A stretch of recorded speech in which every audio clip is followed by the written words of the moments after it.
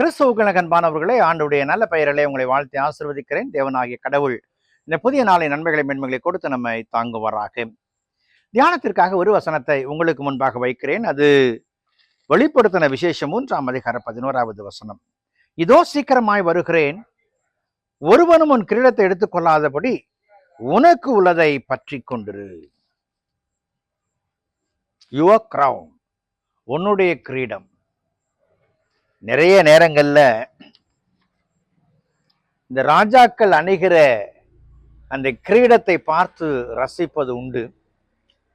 அதிலும் இங்கிலாந்து ராணி அணிந்திருந்த அந்த கிரீடத்தை பார்க்கும் பொழுது அது மிகவும் மதிப்பு மிக்கதாய் அது காணப்படுகிறது. பல்வேறு வைர கற்களை வைத்து அதை செய்திருப்பார்கள்.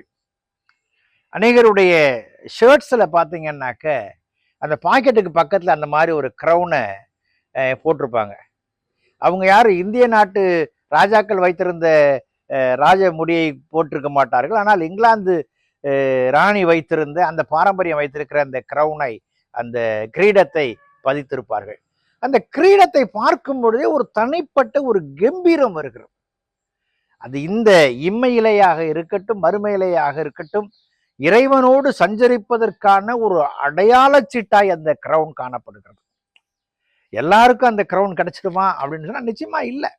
நம்ம வேணாக்க அந்த மாதிரி ஒரு போட்டோ வாங்கி வீட்டில் வச்சுக்கலாமே ஒழிய, அந்த மாதிரி ஒரு கிரவுனை ஆண்டவர் சொல்றாரு, அவரு தராராம். மனுஷன் செஞ்ச விதமா இல்ல, அவரு செய்கிற விதமாக.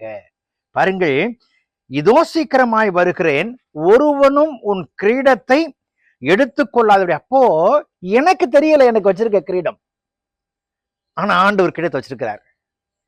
என்ன கிரீடம்? மீட்பு என்கிற கிரீடம், ரட்சிப்பு என்கிற கிரீடம், பாவத்தை விட்டு விலகின வாழ்வு என்கிற கிரீடம், அசுசிகளை வெறுக்கிற ஒரு கிரீடம், நன்மையானதை செய்கிற ஒரு கிரீடம். என் ஆண்டவர் இப்படி பல கிரீடங்களை என் வாழ்க்கையில வைத்திருக்கிறார். இது என் ஆண்டவர் எப்பொழுது என் ஆண்டவரை ஆண்டவர் என்று நான் ஏற்றுக்கொண்டேனோ, அங்கீகரித்தேனோ, அப்பொழுதே அந்த கிரீடத்தை வைத்து என் ஆண்டவர் பரலோகத்திலிருந்து என்னை அழகு பார்க்கிறார்.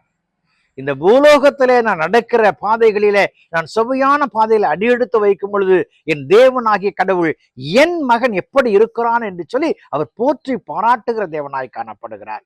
அன்புக்குரிய விசுவாசிகளே, இந்த வெளிப்படுத்தின விசேஷத்தை சொல்லும் பொழுது உன் கிரீடத்தை ஒருவனும் எடுத்துக்கொள்ளாதபடி. அப்படின்னா என் ஆண்டவர் வைத்திருக்கிற கிரீடத்தை யாருங்க எடுக்க முடியும்? யார் எடுக்க முடியாது. எடுக்கிறதுக்கு ஒருத்தன் இருக்கிறான், பிசாசானவன், அந்தகாரத்தின் சக்திகள், பாவத்தின் கிரியைகள். அவன் வராதபடிக்கு நீ வேலியடைத்து காத்துக்கொள். ஏன்னா என் ஆண்டவர் என்னை கிரீடத்தை தந்தவர், என்னை அவரோடு சஞ்சரிக்க என்னை ஆயத்தப்படுத்துகிற தேவனாய் காணப்படுகிறார்.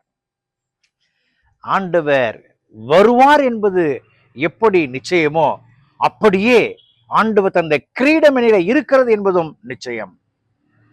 இந்த கிரீடத்தை வைத்திருக்கிறவன் நான் விண்ணகத்துக்கு செல்லும் பொழுது நான் ஆண்டவருடைய பிள்ளை என்பதற்கான அடையாளமாய் அது காணப்படுகிறது. It's identity card. என் ஆண்டவர் எனக்கு தந்து விட்டார் அந்த ஐடென்டி கார்டை. அதை நான் காத்துக்கிட்டு போகும்பொழுதுதான் அங்கே என் கிரீடம் என்னில இருக்கிறது என்று பார்த்த மாத்திரத்துல அங்கே வழிவிடுவார்கள். சில இடங்களை நம்ம பார்த்துருக்குறோம். ஒரு காலேஜில் கல்லூரியில் போகும் பொழுது, அல்லது பெரிய பெரிய இடங்கள்ல நிறுவனங்களில் போகும்பொழுது, இந்த முதலாளி வரும் பொழுது கேட் கீப்பர் என்ன பண்ணுவாங்க, அவங்க ஒரு அட்டென்ஷன் பொசிஷனுக்கு ஒரு சல்யூட் அடிச்சு அனுப்பிச்சுடுவாங்க. இன்றைக்கு ஆண்டவர் தந்திருக்கிற இந்த கிரீடத்தின் அடையாளத்தை பார்த்த மாத்திரத்துல பார்க்கிற எல்லா மக்களும் சல்யூட் அடிப்பார்கள். ஏனென்று சொன்னால் இவன் ஆண்டவருடைய பிள்ளை. அன்புக்குரியவர்களே, இந்த கிரீடத்தை காத்து கொள்ளுவோமா? ஆண்டவர் ஆசீர்வதிப்பார். ஜெபம் செய்வோம். கிருபை நிறைந்த நல்ல ஆண்டவரே, இந்த நாளுக்காய் இந்த வேளைக்காய் நன்றி செலுத்துகிறோம். அன்பின் கரங்களை எங்களை தாழ்த்துறோம் சாமி. நீர் தந்த கிரீடத்தை அந்தகாரத்தின் சக்திகள் எடுத்து விடாதபடிக்கு அதை காத்துக்கொள்ளுகிற உரிமையை கொடுத்திருக்கிறீர். அதை காத்துக்கொள்ள உதவி செய்யும். இயேசுவில் ஜெபிக்கிற ஜெபங்கள் பிதாவே, ஆமென்.